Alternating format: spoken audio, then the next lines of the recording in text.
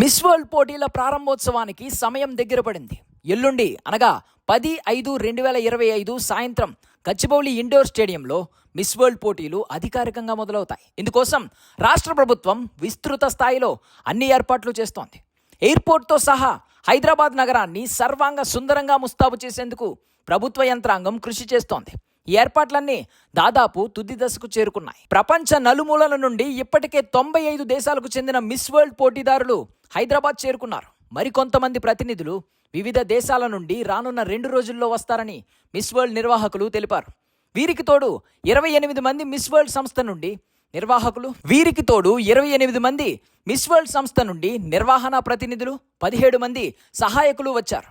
గత వారం రోజులుగా వస్తున్న అతిథులందరినీ తెలంగాణ సంస్కృతి సాంప్రదాయాలకు అనుగుణంగా స్వాగతం పలుకుతూ వారికి బస ఏర్పాట్లను టూరిజం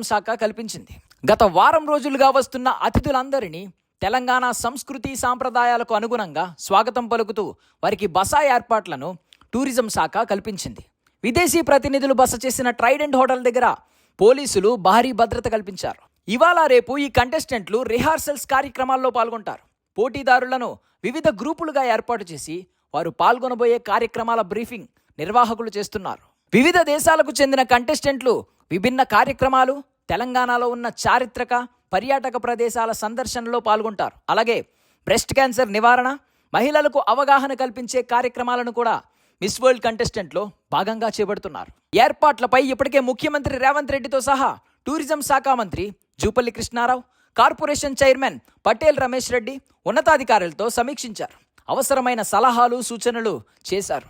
ప్రకృతి పర్యావరణ పరంగా అన్ని హంగులు ఉన్న తెలంగాణ ఆ రంగంలో వెనకబడిందని, ఇకపై తెలంగాణ జరూరానా అంటే తప్పకుండా తెలంగాణ రండి, పర్యటించండి అనే నినాదాన్ని విస్తృతంగా ప్రపంచవ్యాప్తంగా వ్యాప్తి చేయాలని ప్రభుత్వం భావిస్తోంది. తద్వారా పర్యాటక రంగం పెరగడం, పెట్టుబడుల సాధన, ఉద్యోగ ఉపాధి అవకాశాలు మెరుగుపడతాయని ప్రభుత్వం భావిస్తోంది. ప్రతిష్టాత్మకంగా చేపట్టిన ఈ ఈవెంట్ గురించి రాష్ట్ర ప్రభుత్వం దేశ విదేశాలతో పాటు అన్ని రాష్ట్రాల ప్రధాన ఎయిర్పోర్టుల్లో ప్రచారం కల్పిస్తోంది.